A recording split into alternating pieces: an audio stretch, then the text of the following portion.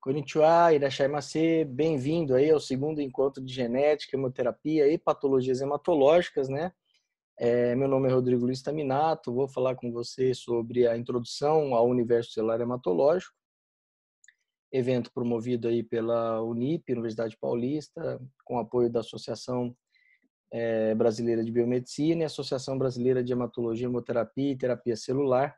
Já venho adiantando aí, agradecendo ao convite, a lembrança do meu nome para falar com vocês aí, né? E de um cenário muito interessante, né? Vai ser mais na forma de um bate-papo mesmo, porque eu trabalho com oncohematologia já faz mais de 15 anos, e principalmente com leucemias, mielodisplasias, síndrome mielodisplásicas, tanto no diagnóstico laboratorial quanto no acompanhamento terapêutico desses pacientes, né?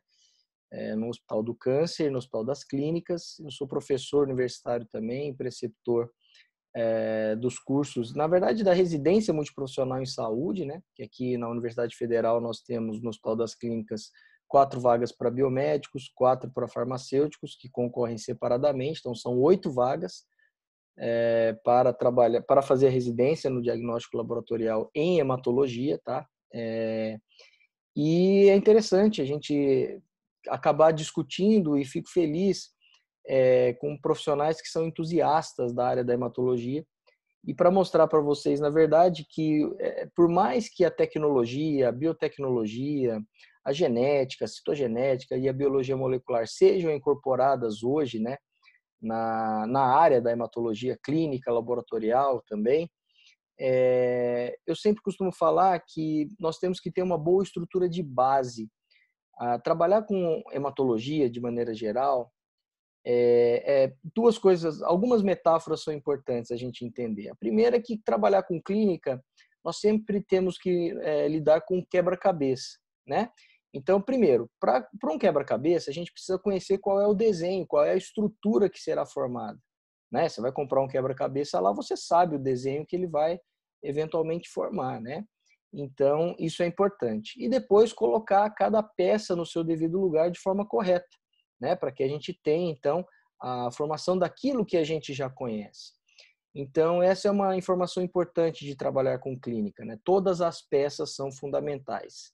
Hoje em dia, apesar de toda a tecnologia que nós temos, avançando cada vez mais, dentro das áreas das ciências da saúde, das ciências biológicas, das ciências médicas, né?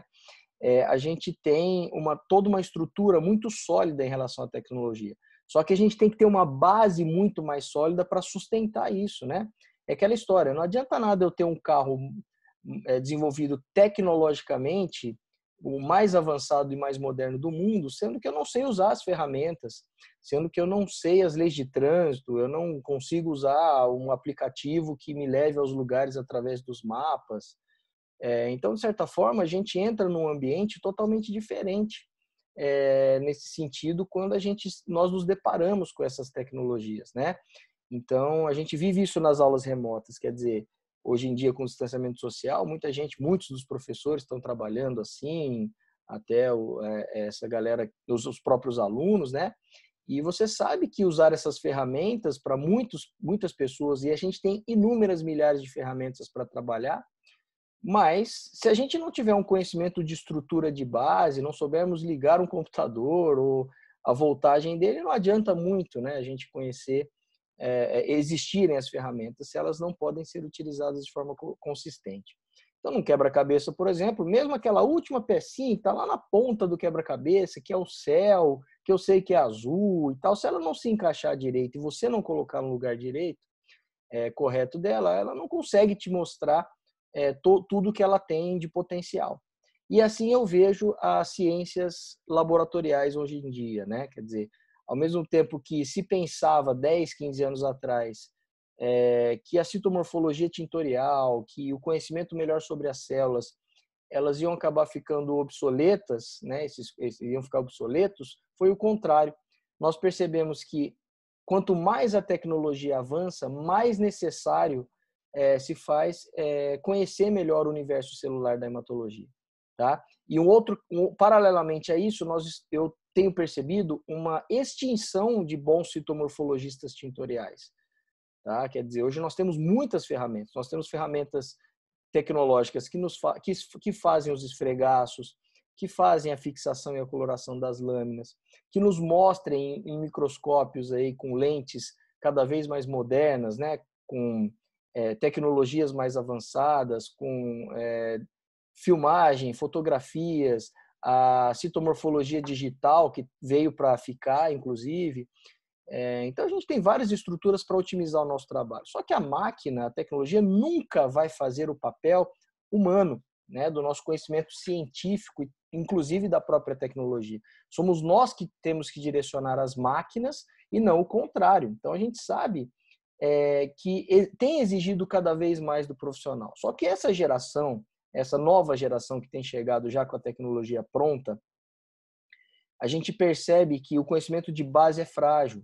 Então, do que adianta aquela história, eu ter um prédio, o maior prédio do mundo, com alta tecnologia, com tudo elétrico e eletrônico, automático, inteligência artificial, sendo que a fundação dele, a estrutura que sustenta esse prédio, não é bem feita, bem realizada, né, e sólida, né, consistente. Não adianta.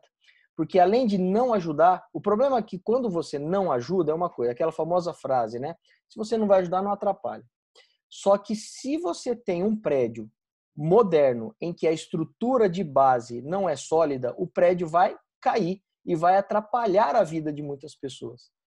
Tá? Então não adianta você achar, ou a gente achar que, não, eu conheço, eu tenho ferramentas, eu tenho uma estrutura tecnológica no meu laboratório muito boa, e se você é o profissional de lá e que não tem um bom conhecimento sólido da base, você acaba causando algumas tragédias, né? O erro de diagnóstico, o erro dos resultados de exames hoje, principalmente com alguns ambientes, por exemplo, na oncohematologia, um pequeno detalhe faz uma grande diferença na vida de um paciente, né? Na vida de uma pessoa. O impacto é muito grande para a decisão do clínico de qual medicamento prescrever, qual tratamento prescrever, qual é o prognóstico desse paciente, qual a graduação e estadiamento dessa doença. Quer dizer, é fundamental que você tenha essas informações bem sólidas, bem consistentes, baseadas, obviamente, na literatura científica, em toda a estrutura científica que você tem para trabalhar. Então, existe uma escassez desse profissional porque essa geração quer a tecnologia, vocês querem a tecnologia, vocês querem a prática, tá? Então, uma dica que eu costumo dar, o que eu vejo no dia a dia, lidando com alunos aí há quase 20 anos, é que tenha essa solidez na base. Porque o segredo de tudo, de você trabalhar hoje nesse ambiente altamente tecnológico, é o conhecimento de base sólido, né? Porque é aquela história do prédio. Se você tem uma solidez na base do prédio, você pode fazer um monte de coisa lá em cima. Você pode usar essas ferramentas em seu favor, porque a base vai te sustentar, né? A fundação desse prédio vai te sustentar e ele não vai cair. Né? Você pode construir mais andares, você pode reformar um apartamento lá dentro, uma sala, enfim. Você pode fazer tudo o que te traz de tecnologias hoje. Então, eu gosto muito de mostrar para vocês esse slide para mostrar um pouco da história na profissão, desse ambiente da citomorfologia tintorial, né? Não faz muito tempo, a gente parava aqui na hora de um diagnóstico oncohematológico. Claro, vocês vão ouvir falar muito isso em outras palestras, mas só para explicar para vocês como é que aparecia um paciente. Um paciente aparecia com uma leucemia aguda, por exemplo, eu não vou especificar, né? Vocês vão estudar isso também na graduação, já estudaram, e outros profissionais vão falar desses assuntos também. Mas só para você entender a importância do universo da citomorfologia tintorial, desse universo das células. Por quê? Porque, de certa forma, por mais que a gente tenha a clínica bem conduzida, e por mais que a gente tenha a tecnologia, não pode ficar esse hiato entre a clínica e a tecnologia laboratorial. Tá certo? A gente percebe essa falha nessa comunicação, né? Não tem um elo que liga isso tudo. Então, muitas vezes o clínico entende muito de clínica e o laboratorista entende muito de laboratório, mas essas áreas não conversam de uma forma harmônica muitas vezes. Então, é importante para você que está lá trabalhando com a citomorfologia, com as células, porque as células conversam com você, mas ela tem uma linguagem diferente, tá certo? É igual quando você vai aprender a falar uma língua que não é a sua língua materna. Você tem que conhecer a história do país, você tem que conhecer a história da língua, você tem que conhecer a estrutura gramatical, você tem que conhecer o vocabulário, aumentar o seu vocabulário, tá? Conhecer os unitermos, as gírias, a entonação, a fonética, tudo isso vai acabar fazendo diferença. Então, é mais ou menos parecido quando você vai trabalhar com as células. Eu sempre falo para os alunos, para os profissionais, para os residentes, para os especialistas, que as células conversam com a gente com uma linguagem dela, tá? Se não, se você não viu ainda hematologia e pegar uma lâmina de um mielograma, por exemplo, você vai perceber que é um monte de bolinha, com um monte de cores e que para você não é nada. É igual você dar um livro para uma criança de 2, 3 anos ler. Ela não consegue entender o que está escrito lá, tá?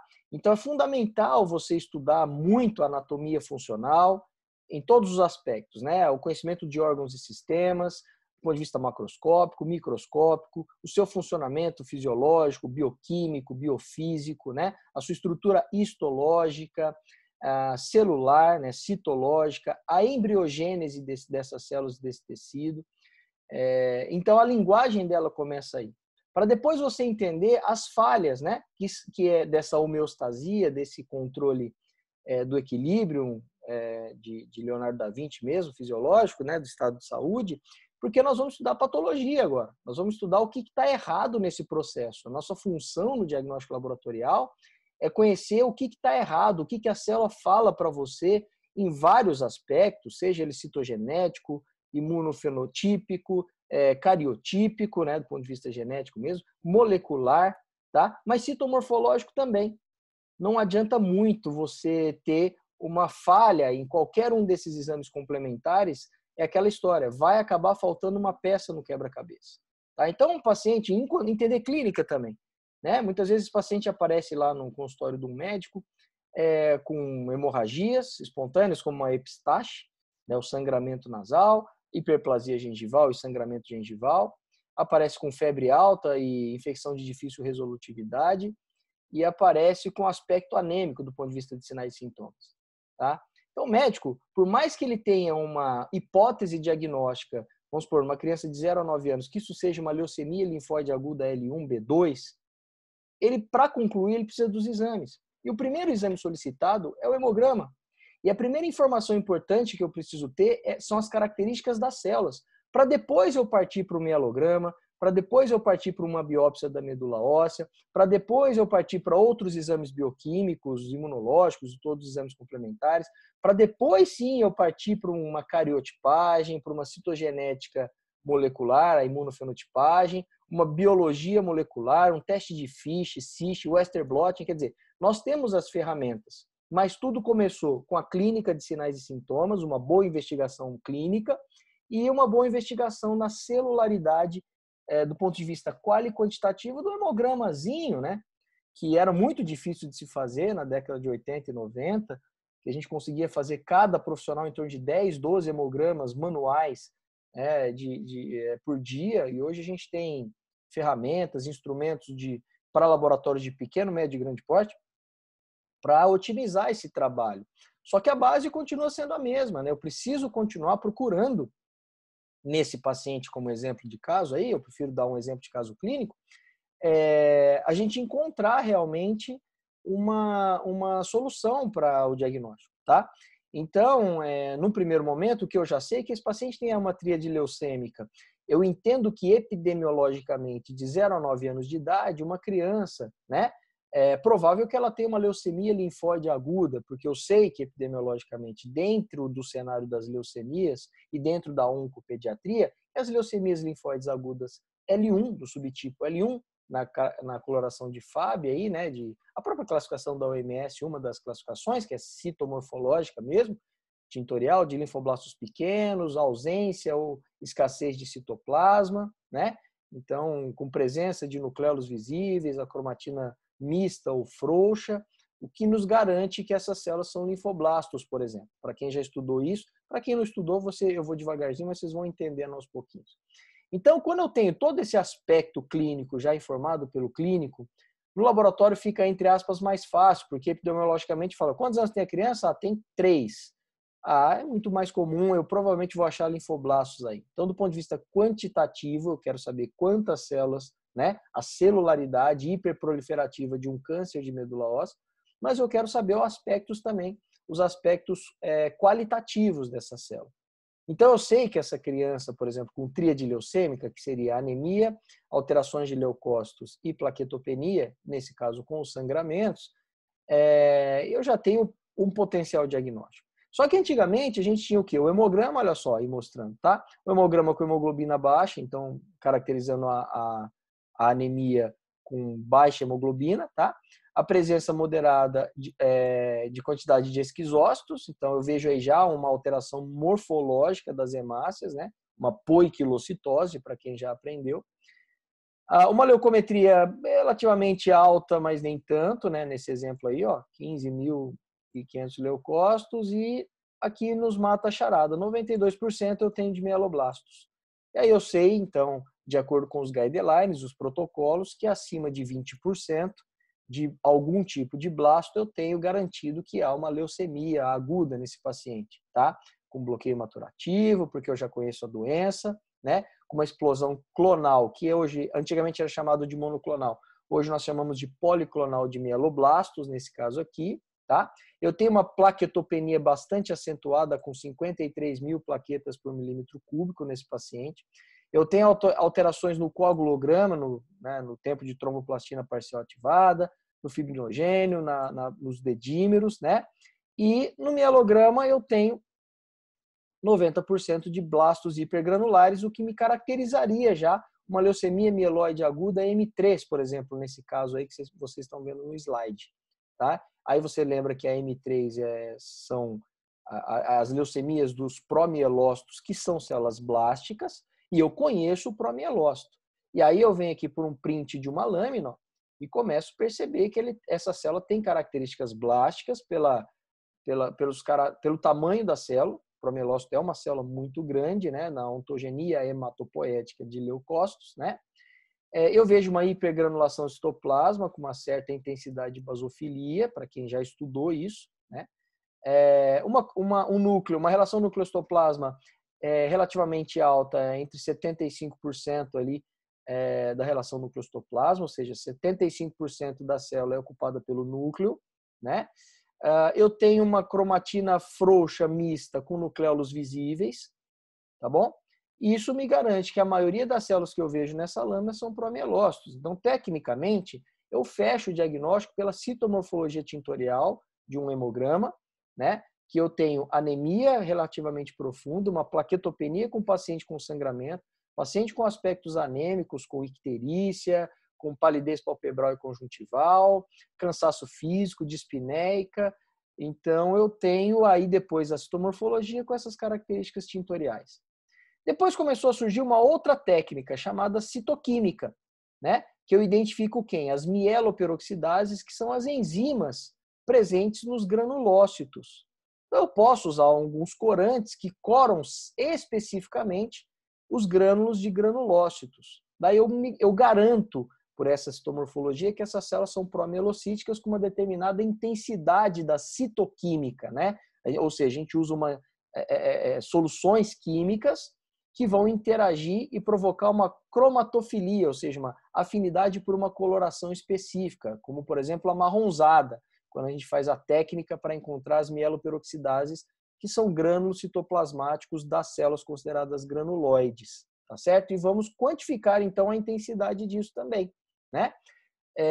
Ou Sudan Black também, que vai deixar os grânulos com uma coloração preta, tá? Então, a gente começou a melhorar essa questão citomorfológica. Claro que hoje a gente tem aí uma confirmação, né, da imunofenotipagem, onde a gente tem os scatters aí, né, a presença de células de linhagem mieloide imaturas, como CD13, CD17, MPO citoplasmática, sem expressão de HLA-DR. A gente tem aqui os scatters, que é o nome dado a esse tipo de avaliação, né, que é uma avaliação que tem que ser feita de forma criteriosa. Acredito que alguém vá falar disso também no congresso, tá?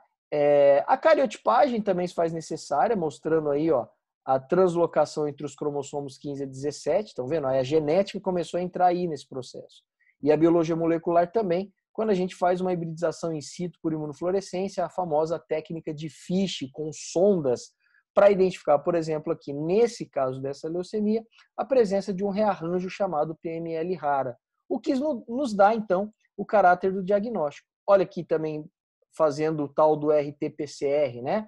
A reação em cadeia polimerase, para avaliação da transcriptase reversa, né, em tempo real, em alguns casos, ou multiplex aqui, né, identificando também esse gene presente nessa amostra desse paciente, nos dando a conclusão de uma leucemia promielocítica aguda, a LMA-M3, inclusive com esses parâmetros, né, eu costumo falar que a gente tem nessas doenças, nas hemopatias, todas elas, né, um iceberg, em que a gente enxergava somente a cabecinha lá do gelo do iceberg, que parecia uma coisa pequena, mas hoje nós mergulhamos nas profundezas do oceano e conseguimos ver aí com mais clareza a profundidade, o tamanho, a volúpia desse gelo, desse iceberg que a gente encontra no oceano.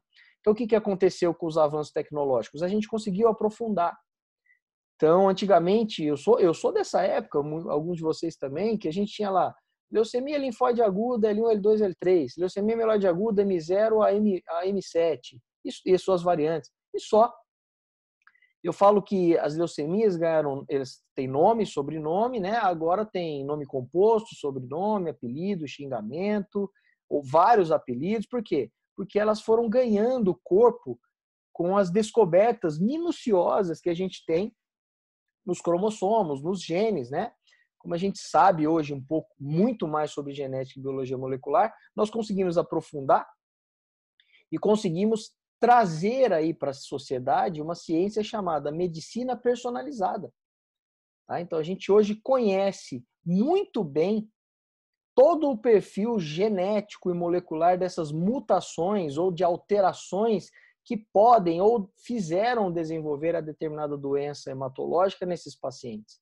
Tá? Então, como o congresso, esse encontro também é sobre genética, é importante que você entenda e saiba correlacionar, por isso que eu coloquei esse slide aí, a gente saiba correlacionar a importância que você tem de conhecer sim a fundo a morfologia, a citomorfologia tintorial e bater o martelo, mas você tem que confirmar com os outros exames. Então, da mesma forma que alguém que trabalhe com imunofenotipagem na citometria de fluxo precisa conhecer o aspecto clínico, a citomorfologia e o hemograma, o cara da biologia molecular também, você que está na citomorfologia tem que conhecer a fundo, hein? Não é superficialmente, também os outros exames complementares. Tá certo? Por quê? Porque isso não serve somente para o diagnóstico mais. A gente utiliza essas ferramentas também hoje para o acompanhamento do prognóstico, do tratamento, do que será feito com esse paciente, né? Das respostas com relação ao tratamento que nós temos hoje. Então, nós temos tratamentos cada vez mais específicos, como tem nesse comentário aí, né? Quer dizer, utiliza um ácido chamado ATRA para o tratamento como sugestão a partir dos exames. Então, a patologia clínica hoje, ela pode, né, o médico, por exemplo, ou a equipe, pode dar uma sugestão de tratamento.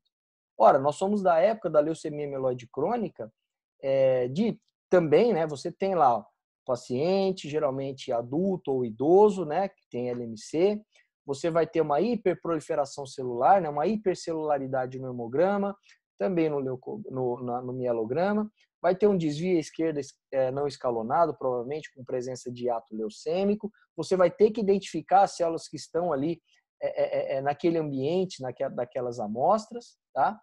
Fazer mais de uma lâmina, com certeza. Se for necessário, fazer a citoquímica, tá? A imunistoquímica também, da biópsia, a imunofenotipagem, a citomorfologia e o cariótipo, e aí nós vamos identificar lá o famoso cromossomo Filadélfia, né? O rearranjo BCR-ABL da translocação 922. E aí, o clínico pode falar assim, pô, esse cara tem uma leucemia mieloide crônica que não está em fase acelerada, não atingiu ainda a crise blástica, que é a progressão da doença, e pode usar um medicamento muito famoso chamado mesilato de imatinib, como nome comercial, cujo nome comercial de referência é o Glivec. Então, quer dizer, um medicamento, eu preciso ter a confirmação da presença desse rearranjo BCR-ABL, eu preciso ter uma superexpressão antigênica, essa translocação 922, para me garantir que esse medicamento vai agir especificamente nessas mutações, tá? Nessa translocação, fazendo com que esse paciente, que tinha uma sobrevida de 5, 6, 7 anos, tenha uma sobrevida de 20, 30 anos. Tá? A gente está ainda investigando qual é a sobrevida livre da progressão de uma leucemia, mantendo esses pacientes vivos por 20 anos, né? Imagina, um senhor de idade que tinha, sei lá, 70 anos e era diagnosticado com LMC, com 74, até antes, dependendo do quadro clínico, ele acabava indo a óbito. Hoje a gente tem pacientes que estão com 85, 90 anos, descobriram essa leucemia com 70 e poucos anos, estão vivas, utilizando esse medicamento e mantendo a doença controlada, ou seja, uma forma de cronificar essa doença.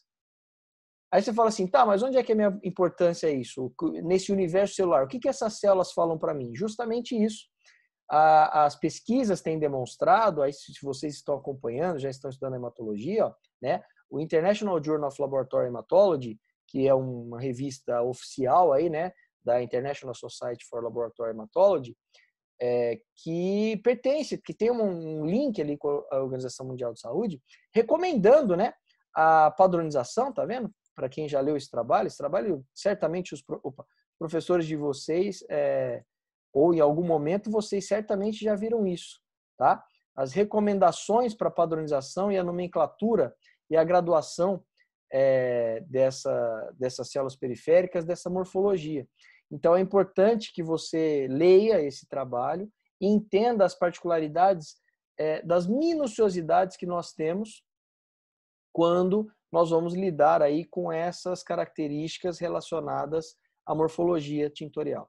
Então, às vezes, claro, você já sabe que o bastão de Auer representa o mieloblasto, mas que não aparece em todas as leucemias mieloides, mas é importante a gente saber o que significa esse bastonete de Auer, qual é o prognóstico que tem, porque eu vejo muitas vezes assim, falo, olha, eu vi alguns bastões de Auer nos blastos que eu estou analisando, eu fiz a coloração citoquímica especial, encontrei, mas eu não vi tanta consistência.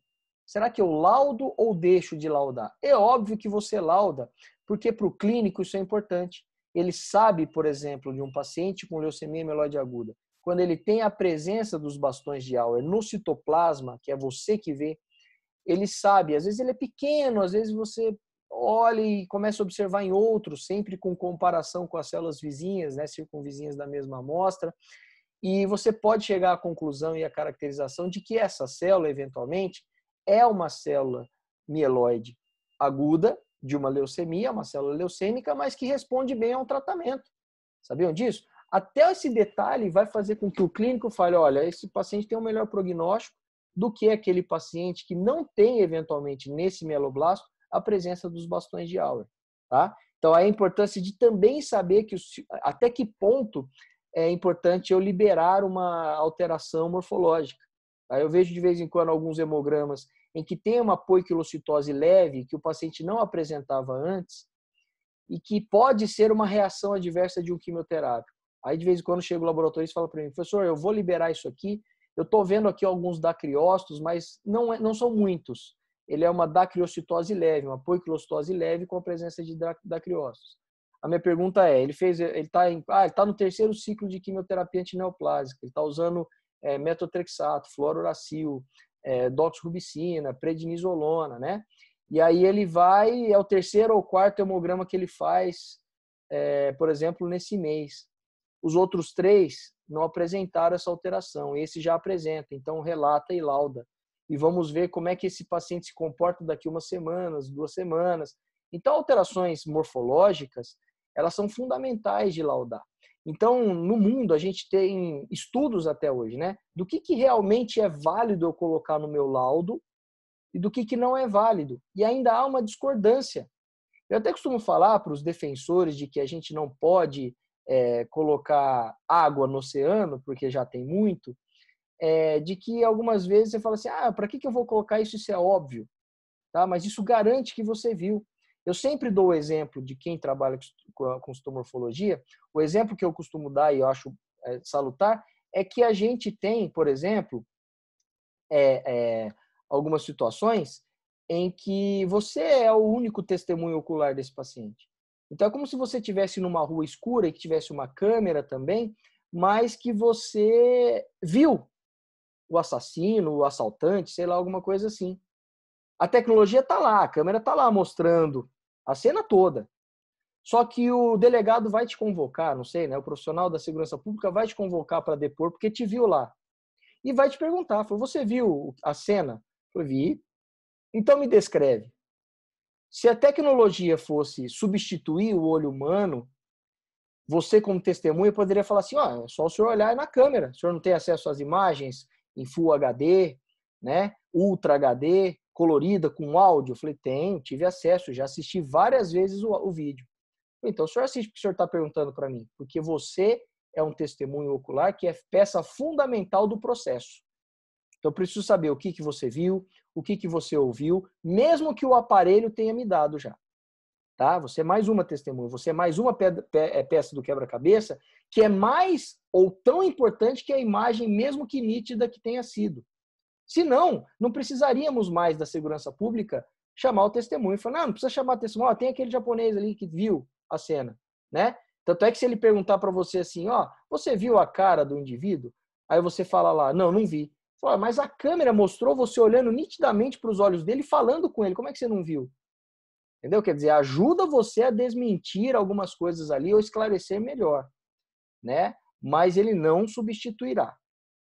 Tá? Então, se você viu um dacriócito que o aparelho não relatou, não deu red flag, se você viu alguma característica de, por exemplo, uma alteração nuclear, um pleomorfismo, uma alteração na morfologia do núcleo, que esse paciente não apresentava antes, começou a apresentar agora na sua análise morfológica, a estrutura da célula. Mas o aparelho contou aquilo lá como um linfoblasto, como um promielócito normal. Você achou um pouco anômalo, um pouco bizarro essa alteração morfológica. Você tem que relatar. Você tem que descrever. Tá certo? Porque, de certa forma, isso pode ou não significar alguma coisa para o médico e para o paciente. Mas aí já é o papel do médico. Ele pode pedir um auxílio seu. Falou, olha, doutor, eu relatei por quê? Porque de vez em quando você fala, né? Alguém fala, agora os caras estão vindo aqui, enchendo o saco, falando, por que você está escrevendo esse monte de coisa aí? Não tem significado clínico? O laboratório tem que falar assim, quem tem que dar o significado clínico para isso é o senhor. Eu só escrevi o que eu vi, doutor. Tá? Eu estou fazendo o hemograma desse paciente já faz alguns dias, tá? E percebi que esse hemograma, porque é o meu olho clínico, é a minha função aqui, né? Tiveram alterações que esse paciente não apresentava antes, tá certo? Então eu preciso realmente entender o que está acontecendo com esse paciente. Agora, quem vai decidir é o senhor. Se o senhor achar que esse resultado, essas alterações morfológicas não representam e não condizem nada de impacto clínico, ok. Eu liberei e fiz o meu papel. Né? De repente, se o senhor achar que há alguma consistência, alguma importância, ótimo, vai contribuir para o tratamento. Né? Tem algumas situações que as alterações morfológicas do hemograma já mostram uma certa resistência da célula cancerígena frente ao tratamento de quimioterapia. Então o médico vai lá, olha o hemograma, por exemplo, e fala assim, olha, eu estou vendo aqui a presença de linfócitos ainda, numa leucemia linfocítica, por exemplo, típicos, mas com uma convulscência nuclear. Tá? E conforme eu fui fazendo a quimioterapia, essas células foram aumentando de quantidade.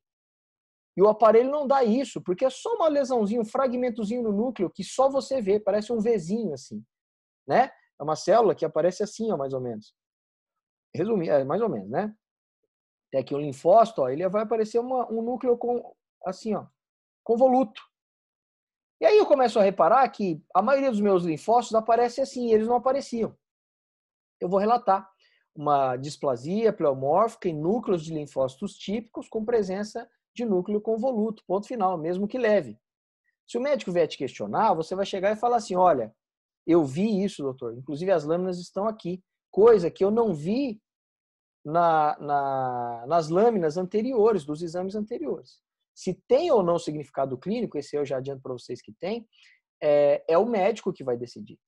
Se ele vier te questionar, falou, olha, até onde eu sei, dentro dos guidelines, dos protocolos, dos artigos, né, na literatura científica baseada em evidências, isso talvez pode significar uma certa célula resistente à quimioterapia. Porque o senhor percebeu que está fazendo quimioterapia, está diminuindo a celularidade. A gente está diminuindo a hiperproliferação celular, controlando melhor aí a leucemia desse paciente. Mas eu comecei a ver o que eu não estava vendo antes. eu comecei a ver células que têm esse núcleozinho, por isso que eu relatei. O médico não vai falar nada para você. Falar, entendi. Né? De repente ele vai para o consultório dele, fica aí, vai perguntar para outro colega, e fala, essas células provavelmente estão sobrevivendo à pancada da quimioterapia. Elas devem ter alguma resistência que começaram aqui, elas sempre estavam lá, só que aí a quimioterapia começou a matar as células sensíveis e começaram a sobrar essas células. Por isso que o laboratório começou a ver mais. Tá? O analista começou a identificar, opa, tô vendo mais um, outro aqui, 3, 4, 5, 6. Pô, eu estava com 150 mil leucócitos, 80% de linfócitos típicos leucêmicos, né? Mais típicos, sem nenhuma alteração estrutural. De repente, eu já baixei aí para 20 mil leucócitos.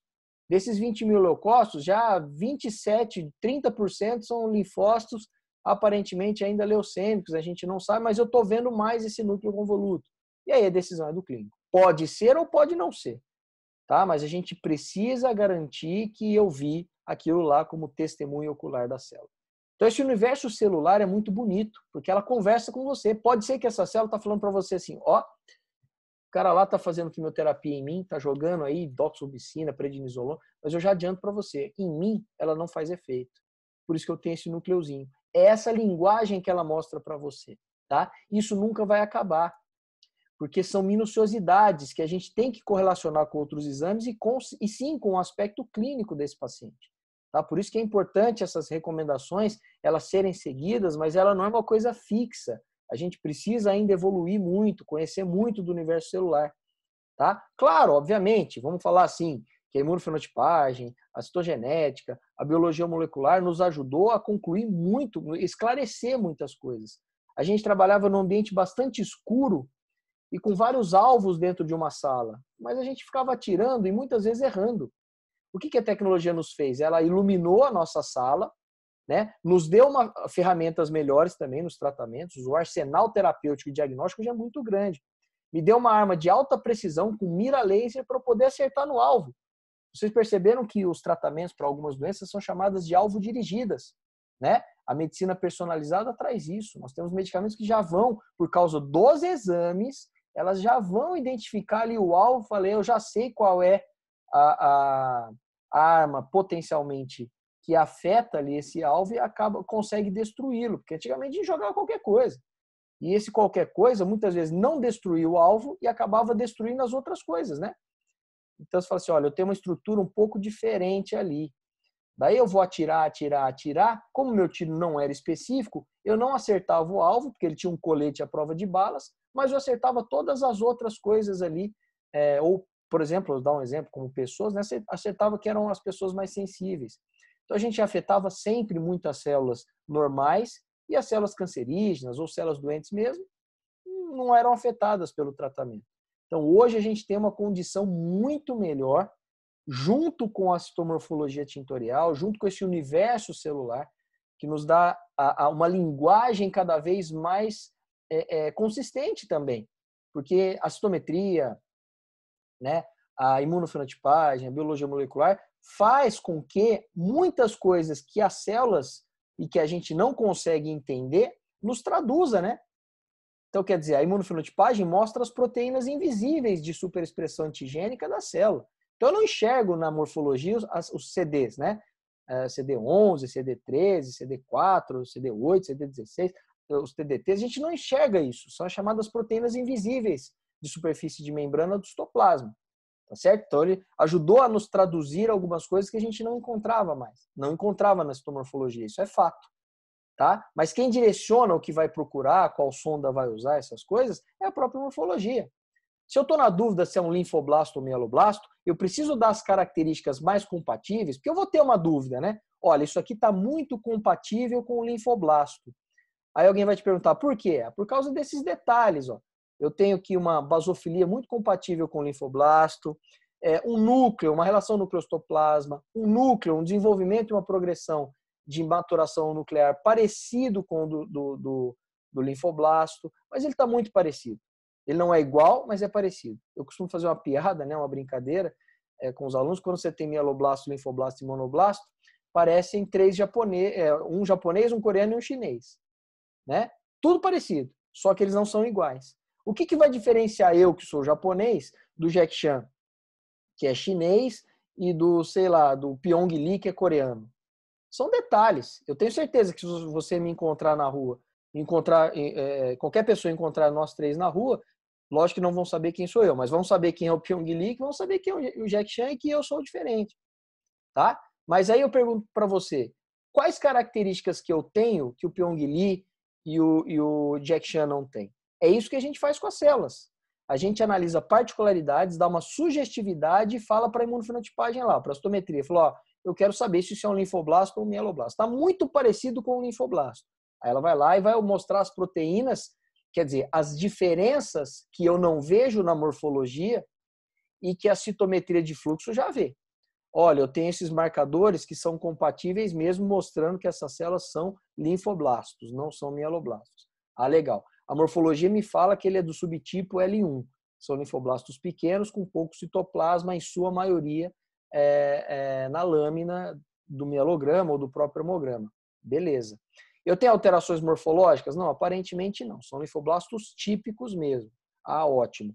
E a quantidade? Que a gente também vê na automação e a gente vê também na quantificação pela lâmina. Ah, ok, é uma quantidade de celularidade alta. Eu tenho aí quase 40%, 50% de linfoblastos de um total de um universo de 100% de células contadas ali. Tá? Então já começa a me chamar mais atenção para o linfoblasto. E assim vai. Vamos fazer uma biologia molecular para ver as alterações genéticas, né? Se existe esse câncer, qual translocação, qual rearranjo que pode ter acontecido, se é uma inversão. Então a gente conhece as principais lesões genéticas dessas doenças, tá certo? Dessas hemopatias. Por isso que é importante a gente correlacionar sempre, mas cada peça no seu devido lugar, tá bom? Então essa questão aí, para já ir finalizando, ó, essa questão da hematopoiese, eu quis mais fazer um bate-papo mesmo e mostrar que, apesar da hematopoiese já ser bastante conhecida, embora o primeiro hemograma utilizado na prática clínica e médica é de 1925, né, do século passado, não é tão novo, mas também não é tão antigo, muitas coisas que mudaram, né, com a chegada das biotecnologias. Um exemplo é a gente entender, agora com a Covid-19, só para fazer um paralelo adendo, assim, por que o paciente de Covid-19 tem plaquetopenia, diminuição de fibrinogênio e coagulação intravascular disseminada, né? Uma das explicações da plaquetopenia é porque a plaquetopoiese ou trombopoiese, que a gente fala, os megacariócitos não são formados somente na medula óssea, né? A ciência mostrou há alguns anos, 5, 10 anos mais ou menos, que os pulmões, os alvéolos, os brônquios e bronquíolos também são produtores de plaquetas. Olha como as coisas mudam de configuração nesse universo celular. Isso é bonito. Estudos mais recentes mostram que a gente aprendeu que monócito no sangue e no tecido ele vira macrófago, né? Sofre uma metaplasia e vira um macrófago, digamos assim. Mas nós percebemos pelo desenvolvimento ali do universo celular que nem todo monócito vira macrófago. E a pergunta que a ciência agora quer responder, legal. E os monócitos que não viram macrófagos, o que eles fazem? Qual é o papel deles no nosso organismo? Isso é novo também, né? Os basófilos, mesma coisa, né? Estão começando a desvendar o que o basófilo tem de mais importante, certo? Os linfócitos, muitas coisas foram descobertas dos linfócitos nos últimos 30 anos, né? E mesmo que você fale assim, mas ele tem o linfócito tipo, tem aquela carinha, mas quer dizer, na morfologia eu não sei se é o linfócito T, CD4, CD8, natural killer, ele pode me dar indicativos, né? Por exemplo, os linfócitos TNK, são os natural killers, são os linfócitos que têm o citoplasma um pouquinho mais abundante e no citoplasma nós temos grânulos no citoplasma de um linfócito. Olha só, e a gente aprendeu na faculdade que ele era uma célula agranular, mas num linfócito TNK, eu tenho grânulos no citoplasma. Olha que curioso, né? Um grânulo que não são dos granulócitos. Então, se eu fizer a mieloperoxidase de Sudan Black, esse grânulo não é corado. Curioso isso, né? Porque é um grânulo diferente. Tá? Eu aprendi e falei, puxa, então quer dizer que o linfócito B, que se transforma num plasmócito, que vai secretar anticorpos. Nós vimos que os linfócitos atípicos não são atípicos, eles são reativos, reacionais, mudou de nome, né, aquela coisa toda, e assim nós vamos caminhando com a citomorfologia, né? Descobrimos muitas coisas novas das células tronco no transplante de células progenitoras tronco-hematopoéticas, o famoso e popular transplante de medula óssea, que vocês vão ouvir falar também. Então, muitas coisas mudaram nesse ambiente, mas a biologia celular e o conhecimento desse universo celular faz com que nós tenhamos uma linguagem melhor para lidar com a hematologia clínica, tá certo?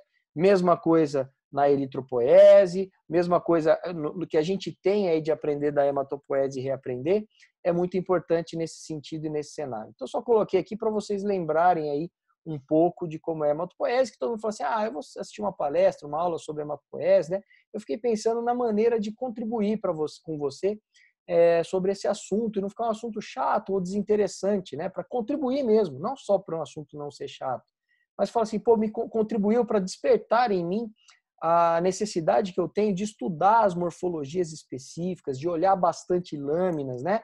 Porque a experiência traz muita coisa. Só que ele só vai somar, você só vai subir de degrau em degrau se essa experiência tiver já uma solidez. É igual uma escada. Se você tem uma escada de papel, não adianta. Você vai pisando nos degraus e você não vai sair do lugar. Então você precisa ter uma escada de cimento, de metal, uma estrutura sólida para que você consiga subir de degrau em degrau. Então isso começa lá antes do começo. Eu falo para sempre, todo mundo vai trabalhar com hematologia clínica, entenda que eu tenho que começar a fazer clínica antes do começo. Aquela frase que é assim, vamos começar pelo começo então, está tudo errado. E da mesma forma que eu preciso explicar para vocês um pouco do universo da hematologia para vocês começarem a estudar a hematopoese, entender as nuances e as particularidades, não só citomorfológicas, mas funcionais. Tá? Tem muita gente que fala assim, eu não sei, eu sei o que é um metamielócito, eu sei que é um mielócito, eu sei que é um promielócito. Beleza, você sabe, reconhece a morfologia? Sim. Qual que é a função dela? Porque cada célula dessa tem uma função. Às vezes a função dela é se dividir e amadurecer, né? Então, por exemplo, um promielócito, a função dele é se dividir e amadurecer. O mielócito é se dividir e amadurecer. Já do metamielócito é só amadurecer em bastonete. O bastonete, já, junto com o metamielócito, já começa a ter função de fagocitar bactérias, por exemplo. Tá? Então a gente tem que saber. Então eu sei que o promielócito, a função dele é amadurecer e se dividir. Como que ele vai fazer isso? Então, tá vendo como isso me clareia melhor a imagem de como um promielócito se divide, né, as fases da divisão celular, e como ele vai amadurecer. Então, eu percebo que o promielócito tem uma célula em transição, que a gente não estuda muito na graduação, né? Então, às vezes eu tenho um promielócito que já é quase um mielócito, mas não é. A gente chama isso de célula em transição. E tem doenças que essas células em transição estão presentes e que a gente não coloca isso no laudo. E, às vezes, é muito importante. Da mesma forma, quando a gente vê células com características mitóticas, né? Células em divisão, em fusão ou difusão aí, né? Dos microtúbulos. Quer dizer, eu vejo a célula se dividindo, eu olho que aquilo lá tem caráter de divisão mitótica e eu não descrevo no laudo, mas isso é muito importante. Tem quimioterápico que vai pegar, por exemplo, num câncer, que é o que eu mais trabalho, por isso que eu falei mais do câncer, de medula óssea, que vai pegar, bater e matar essas células pelo simples fato de elas estarem em ampla divisão celular. Eu tenho muitas células com figuras mitóticas lá, isso é suficiente para o clínico. Fala, beleza, então eu já sei qual quimioterápico que eu vou utilizar. Tá? Então estudem, se dediquem, continuem aí entusiasmados com a hematologia e com a biologia celular, que é uma área que mesmo já fazendo especialização, mestrado, doutorado, eu ainda lido com aquelas célulazinhas que eu aprendi lá no começo da graduação.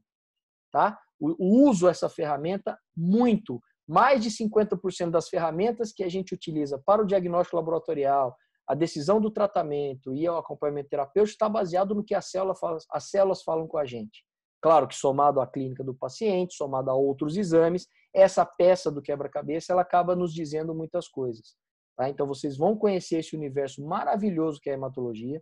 Hoje eu garanto para vocês que há uma carência, uma extinção de bons profissionais. Estudem, se especializem, façam residência, não deixem de estudar, né? Vislumbrem e desvendam esse campo imenso que a hematologia hoje nos traz. Nós temos hoje o transplante de medula óssea, uma área muito promissora, já é promissora na essência, né? Nós temos os bancos de sangue, os bancos de cordão umbilical também, para trabalhar com células-tronco, a hemoterapia, né, que está até na moda, nós temos aí a tal da hemoterapia por plasma convalescente para tratar pacientes com a Covid-19 em alguns determinados estágios. Isso já existe para outras doenças também, parece uma inovação, mas isso já existe, né? as aféreses. Então, eu garanto para você que trabalhar com hematologia é muito prazeroso, tá? E que você continue aí galgar esses degraus. Já aproveito para ir finalizando a palestra, né? Esse bate-papo. Estão aí os meus contatos, tanto e-mail quanto WhatsApp ou celular. Fique à vontade para fazerem as perguntas, né? Porque esse material é gravado. Mais uma vez, de coração, agradecer à Universidade Paulista, a equipe da coordenação, dos alunos e dos professores que me convidaram para esse segundo encontro de genética. É um prazer para mim falar com vocês. De verdade, né? Eu fico honrado e muito contente de que aí em Assis, e todo mundo que está assistindo me lembrou do meu nome para a gente bater esse papo aí. E espero vocês em outra oportunidade. Fiquem bem, tá? Arigatou gozaimasu. Um grande abraço para todos vocês.